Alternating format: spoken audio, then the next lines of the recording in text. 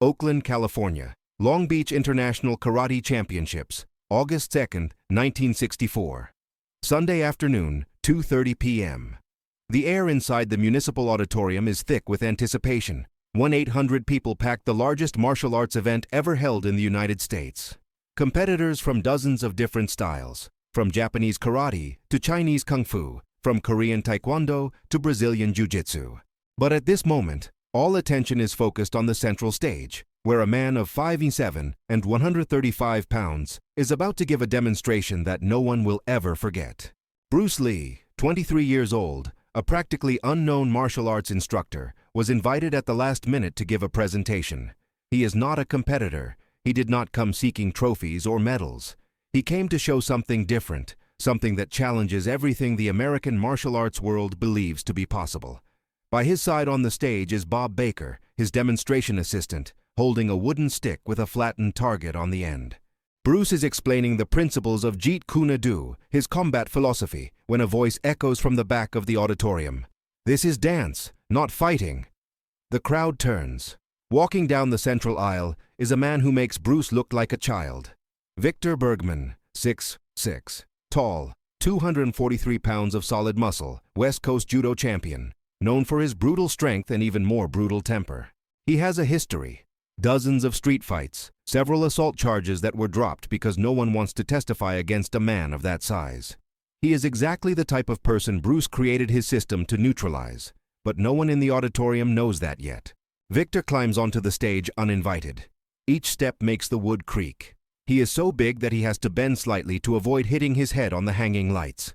When he positions himself next to Bruce, the contrast is absurd, almost comical. Victor is nearly 12 inches taller and weighs 108 pounds more. His arms are thicker than Bruce's thighs. His hands, when clenched into fists, look like hammers. He crosses his arms and looks at Bruce with disdain. "I heard about your so-called one-inch punch," Victor says, his voice echoing through the silent auditorium. "They say you can knock out a man without even pulling your arm back. They say it's magic, that it's impossible, that it defies physics." He takes a step forward, invading Bruce's personal space. "I say it's a circus trick, a movie trick. You only hit weak little men who let themselves fall to the ground to make you look good." The auditorium is in absolute silence. 800 people holding their breath. The event organizers are nervous, considering calling security, but they know that would cause an even bigger scandal. Bruce does not move. He simply looks at Victor with that calm that would become his trademark, a calm that is not passivity, but absolute control. "You're very big," Bruce says calmly, "and very strong, probably the strongest man in this auditorium." Victor smiles, accepting the compliment as obvious. "But strength and size aren't everything," Bruce continues. "Let me show you something about real power." "Show me then," Victor replies, pounding his own chest with his fist, a hollow and deep sound. "Hit me, right here, with your famous one-inch punch. I won't even defend myself. I'll stand still like a tree and you can give me your best shot. And when you're done and I'm still standing, everyone here will know that your martial arts are just theater." Bob Baker approaches Bruce, whispering urgently. "Bruce, don't do this. This guy is huge. If it doesn't work, your reputation is ruined. And if it works too well, if you seriously hurt him, you could be sued, arrested. There's no way to win." Bruce nods, understanding, but he has already made his decision. This is not about ego. This is not about proving something to Victor. This is about demonstrating a principle he dedicated his life to developing, that size and strength are illusions when confronted with precision and true understanding of the human body. "All right," Bruce says to Victor, "but you need to understand the terms. One strike. I'll position my fist 1 inch from your chest. No run-up, no pulling the arm back, no stepping. Just the power generated in that 1-inch space. And you can't complain afterward. Can't say I tricked you or that you weren't ready. You asked for this." Victor laughs, a deep and sarcastic laugh that makes his enormous chest tremble. "Little boy, I've fought in biker bars, taken hits from men 3 times your size, been hit with baseball bats. Once a guy stabbed me and I kept fighting. You think a little 1-inch punch from a skinny Chinese guy is going to do anything to me? Come on, do your worst." The organizers place a padded protector on Victor's chest, but he rips it off and throws it to the ground. "I don't need that. Let him hit me straight. No protection. I want everyone to see that I didn't feel a thing." Bruce asks them to bring a heavy chair and position it behind Victor, half a meter away. Victor frowns. Why the chair? Bruce replies calmly, for when you fall. The crowd murmurs. Some laugh, thinking Bruce is bluffing, trying reverse psychology. Victor laughs louder than everyone. Son, the only thing that's going to fall here is your credibility. He pounds his chest again. Here, come on, show everyone your magic trick. Bruce positions himself directly in front of Victor. The height difference means Bruce is looking up at Victor's chin. He takes a deep breath, 3 times, slowly and deliberately. His entire body relaxes. There is no visible tension, no muscles contracting, no obvious preparation. He raises his right hand and positions his fist exactly 1 inch from Victor's sternum, right in the center of the chest. Victor is smiling, looking at the crowd, already preparing to mock Bruce when nothing happens. His posture is relaxed, almost sloppy. He is not tensing his abdominal muscles, not preparing to absorb impact. Why would he? It's just 1 inch. How much damage can it do? Bruce closes his eyes for a moment. The auditorium is so silent that you can hear the breathing of people in the front rows. Then Bruce opens his eyes and something changes. Not in his posture, not in his position, but in something intangible, something that people near the stage would later describe as a shift in energy, a concentration of intent so intense that it is almost visible. The movement happens so fast that half the audience doesn't see it. Bruce's fist, positioned 1 inch from Victor's chest, simply explodes forward. There is no pullback, no visible buildup of force. It is as if all the energy from Bruce's body, from his feet firmly planted on the ground, to his shoulders, hips, and core, is channeled through that fist in a single instant of absolute power transfer. The sound is not a dull thud.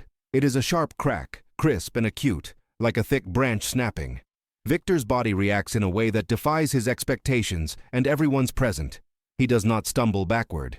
He is launched. His 243 pounds are hurled backward with such force that he literally flies through the air, his feet leaving the ground, his body traveling nearly 2 meters before violently colliding with the chair Bruce had positioned.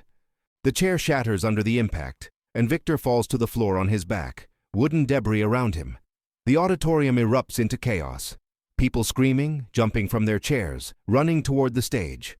Half the audience doesn't believe what they just saw. The other half is yelling for a doctor. Victor is lying on the floor, motionless for 3, 4, 5 full seconds. Then he starts to move, slowly, painfully. He rolls onto his side, coughing, trying to breathe.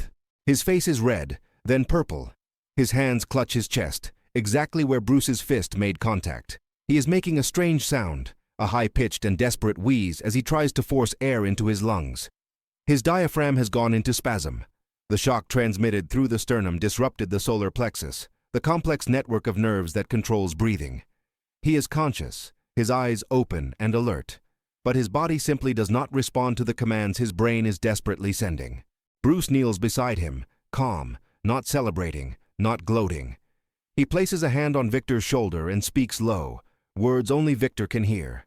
Breathe slowly.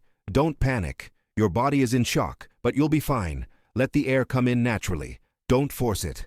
There is something in Bruce's voice, a quiet authority that penetrates Victor's panic. Slowly, laboriously, Victor's breathing begins to return. First in short, irregular gasps, then in deeper, more controlled breaths. It takes nearly a full minute before Victor can sit up. He is trembling, not from cold, but from adrenaline and shock. He looks at Bruce with eyes completely different from 5 minutes ago. There is no more disdain, no more arrogance. There is fear, yes, but also something deeper. Respect, admiration, the sudden understanding that he faced something far beyond his comprehension. "What did you do to me?" Victor's voice is hoarse, barely audible. Bruce helps him up, surprisingly strong for his size, holding the larger man's enormous arm. "I showed you what I tried to explain before," Bruce replies. "Power doesn't come from muscles. It comes from understanding how the body works, how energy moves, how to channel force through the correct structure. You have 108 pounds on me. You are infinitely stronger. But strength without understanding is limited.